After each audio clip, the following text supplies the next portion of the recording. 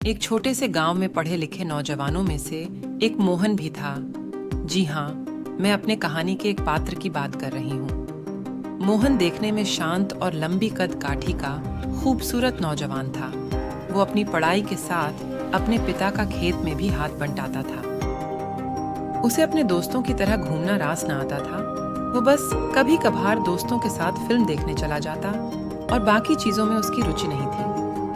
एक दिन कॉलेज से निकलने में मोहन को देरी हो गई। वैसे तो वो हमेशा दोस्तों के साथ घर जाता था, पर आज दोस्तों के घूमने चले जाने के कारण अकेले ही घर जा रहा था। आज तो बहुत देर हो गई, घर पहुंचते तो अंधेरा हो जाएगा।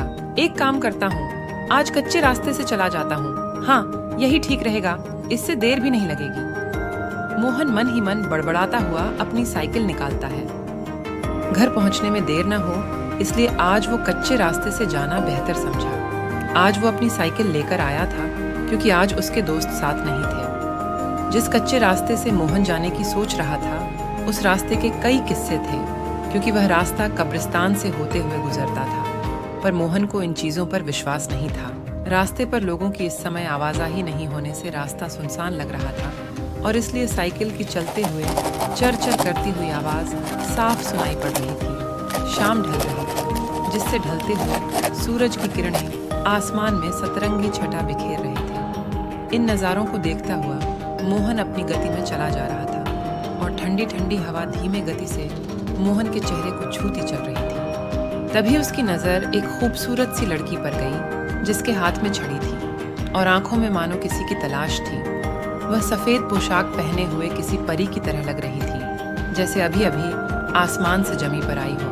मोहन उसे अपलक निहारे जा रहा था, और वह लड़की इससे अनजान उसकी पलकें कभी ऊपर तो कभी दाईं ओर तो कभी बाईं ओर देख रही थी। उसका दूध सा गोरा रंग, चांद सा उजला गोल चेहरा और सुर्ख गुलाबी पंखुड़ियों से होंठ देखने से एक अलग ही आभा और आकर्षक, बोले तो परम सुंदरी नजर आ रही थी। उसकी नज़र जब मोहन पर पड़ी तो वो डर गई और वहां से जाने लगी। उसे जाता देख जाने मोहन को क्या हुआ, और वो उसके सामने चला गया और कहने लगा, अरे अरे, डरो नहीं, मैं कोई भूत नहीं, तुम्हारी तरह इंसान हूँ। लड़की ने सुनकर मुस्कुरा दिया। वो थोड़ी सहज हुई तो मोहन ने अपना परिचय दिया।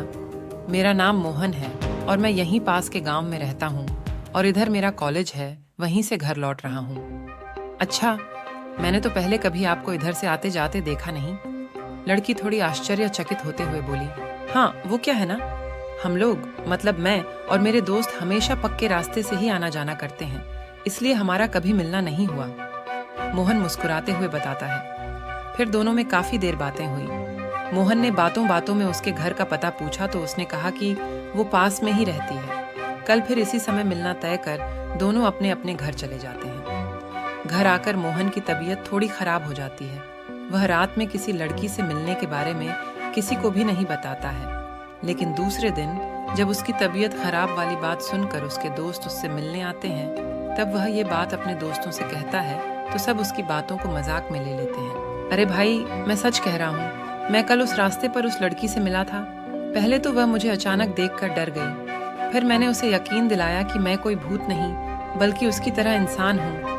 तब जाकर उसकी झिझक कम हुई। फिर हमने बहुत सारी बातें भी की, और आज फिर मिलने का एक दूसरे से वादा भी किया। वो मेरा इंतजार कर रही होगी, मुझे जाना होगा। इतना कहकर मोहन जाने के लिए अपने बिस्तर से उठने की कोशिश करने लगा। तू पागल हो गया है क्या? तेरी तबीयत खराब है और ऐसे में उस कब्रिस्तान वाले रास्ते में एक लड़की से मिलने जाना चाहता है? क्या पता वो कोई लड़की है भी या कोई भूतनी है।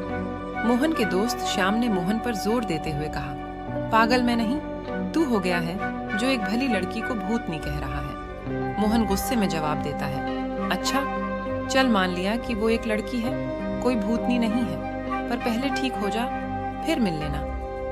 श्याम मोहन को समझाते हुए कहता है और उसे आराम करने की सलाह देकर चला जाता है, लेकिन मोहन ने उसकी बात नहीं मानी और छुप छुप कर उस लड़की से मिलता रहा। दिन बीतता जाता है और मोहन का उस लड़की से मिलना जारी रहता है। जब मोहन की तबीयत में कोई सुधार नहीं होता है तो घर में सब परेशान हो जाते हैं। मोहन की माँ उसे बाहर जाने मना करती है तो वो उसका विरोध करने लगता है और जाने की जिद करने लगता है।